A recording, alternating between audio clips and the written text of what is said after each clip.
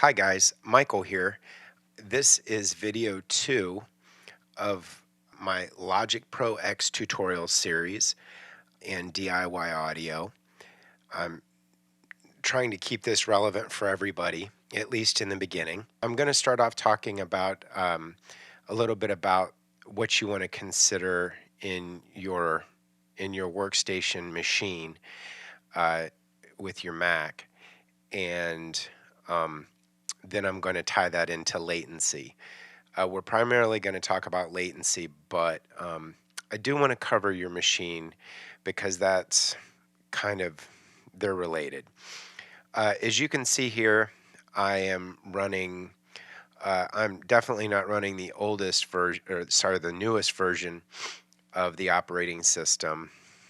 And the reason for that is because if you want to be a beta tester, then be a beta tester.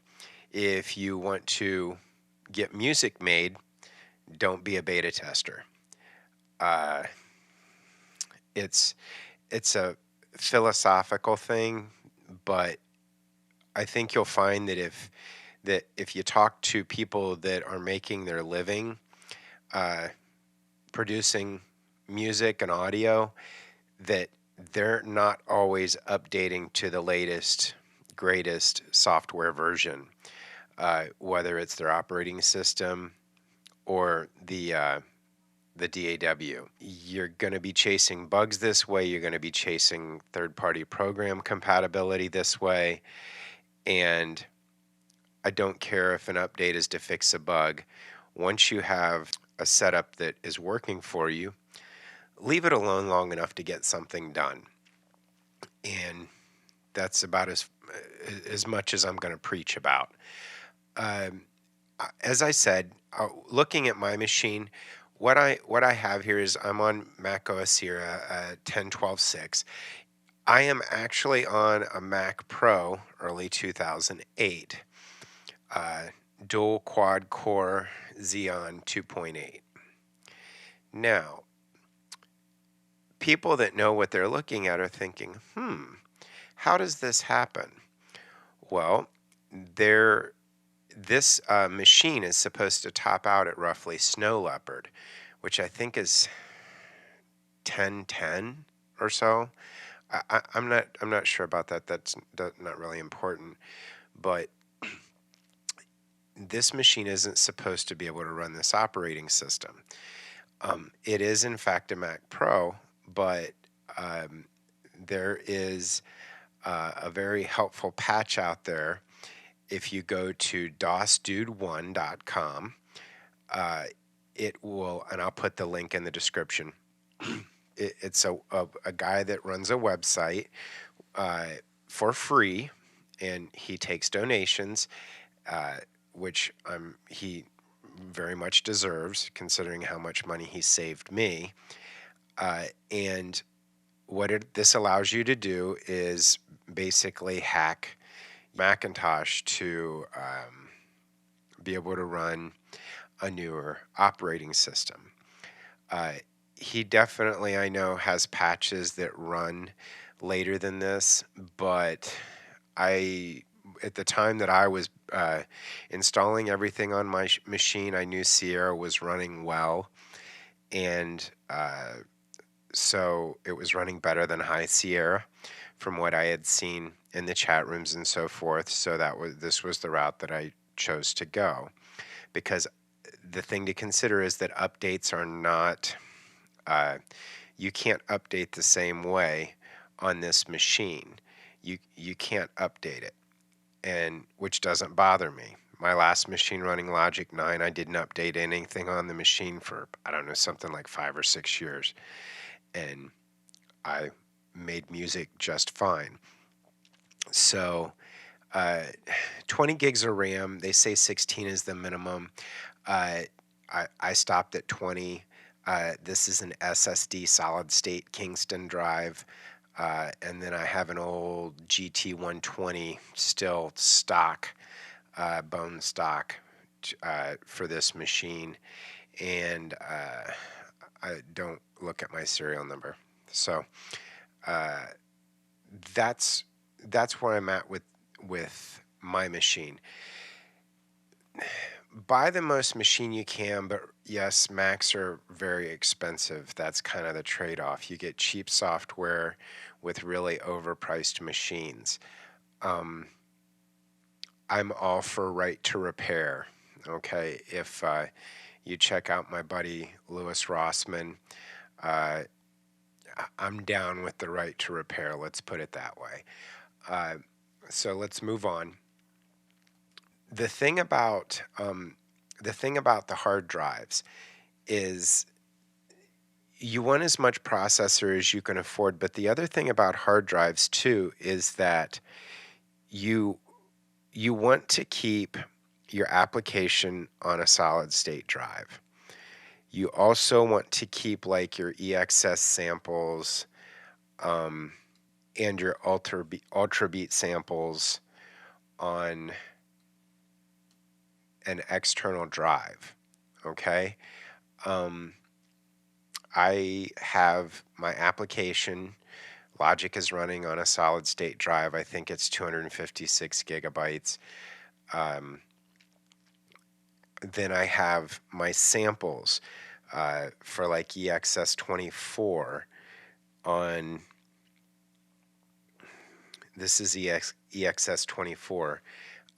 And all of these sample based instruments are on another solid state drive for reading the audio.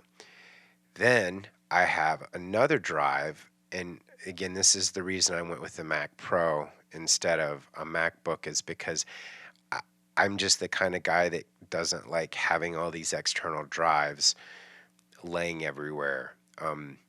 The Mac Pro, the old Mac Pro 3,1, which is what I have, is it has a lot of drive bays.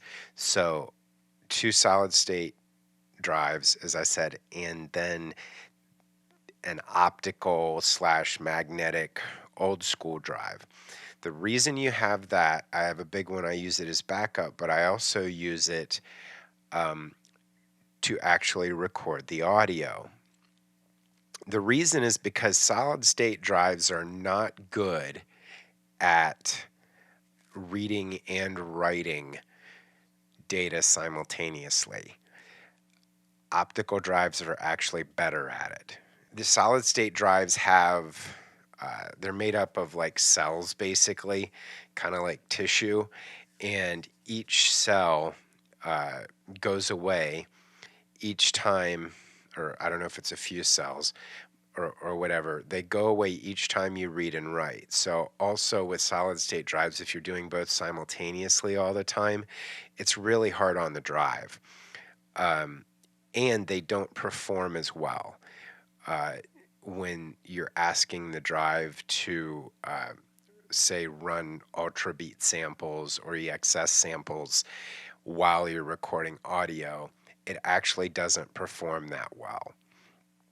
So that's the consideration that you want to have when buying your machine. As much memory and as much processor as you can handle, and then you want to split up the different roles of your hard drives. I'm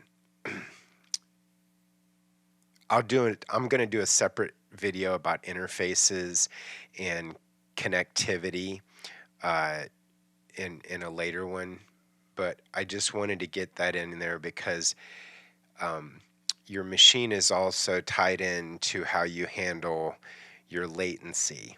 And what latency is the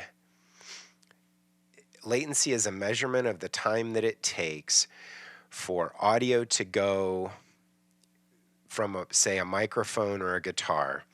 It goes from analog to digital, also called A to D conversion.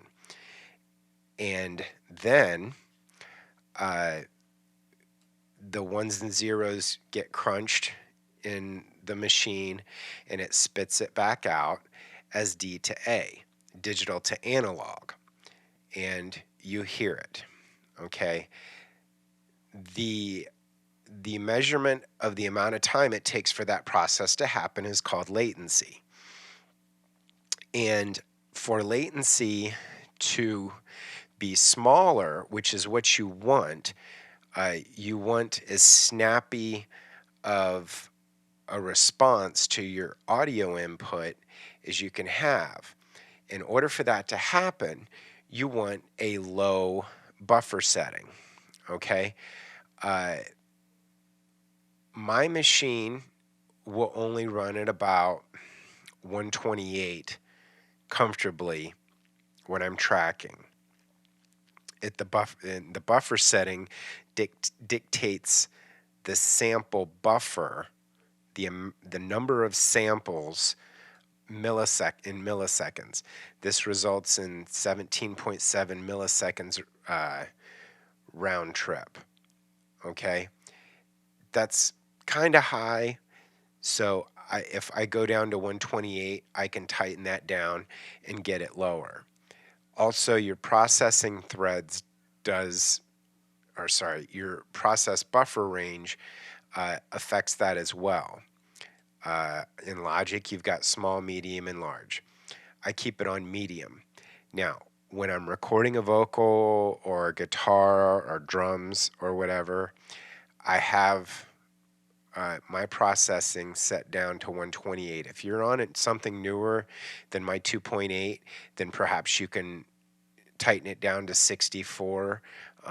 The brand new Macs, I even hear guys trying to brag 32. To me, I don't feel the difference between 64 and 128. 128, it feels a little more crisp than 256 for sure. But if I try to go below 128, you get clicks and pops and perhaps error messages that are basically saying that your computer can't process this. So, and then the same is kind of true, small, medium, and large on your process buffer range. So basically how it works is when you're recording, you want a low buffer setting because you want a crisp response on your latency. And you want your buffer range smaller because basically this is telling the computer, hey, think faster. And it's going to be a crisper response on your audio. Now, conversely, you want to set your samples high and your buffer range large when you're mixing, because you're going to be introducing more and more plugins as you mix. What this does is it says to the computer, hey, take more time to crunch all the numbers and then spit it back out. Now, the other thing too that you want to consider is in Logic, we have a low latency mode. And that, the way I have it set up right now, if you're in custom, it doesn't show it, but there is a button right here. And this button is low latency mode, and I use this all the time. I actually have it set up on a hotkey. I have it set up on my period button, and I'll take you through key commands in another, setting up custom key commands in another video. Music Tech Help Guy, he is a key command Jedi.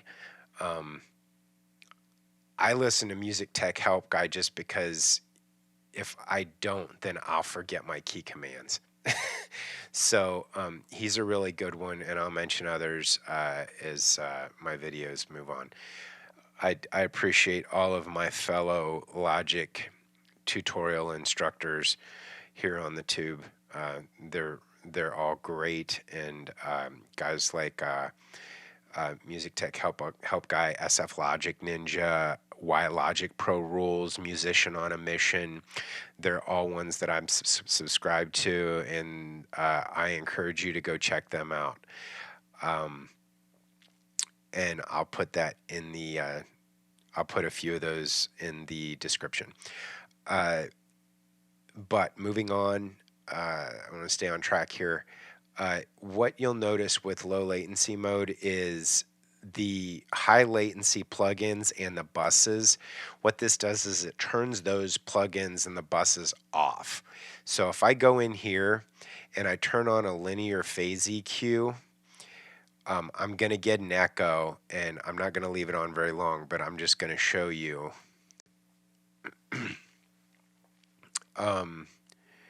Now I'm getting an echo that you won't hear, but it's there and it's annoying. And I'm going to add a bus.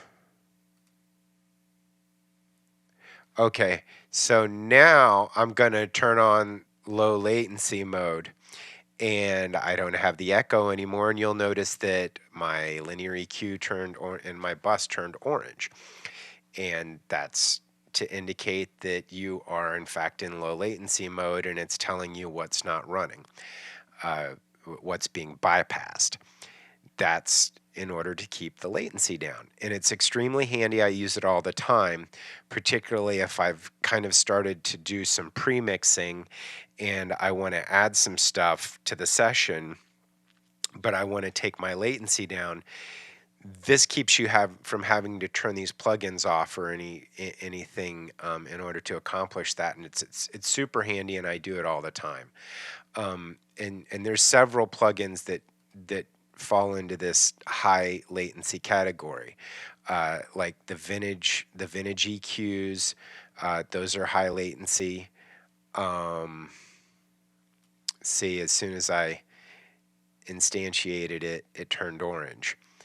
And the adaptive limiter, that's another high latency plugin. It will probably do the same thing. It'll be orange as soon as it comes on. So, like I said, this is something that I use all the time. It's super handy, and you're going to find it useful. So, let's see, we covered that. We covered latency. I think that's all I was going to cover in this particular video. Please subscribe and leave a comment, hit the bell, drop a like, all of that good fun stuff. I'm going to try to do 2 of these a week, at least for a while, and build up the library for your benefit and for mine. So that's all I got for you on this one. This is Michael, and I'll see you in the next one.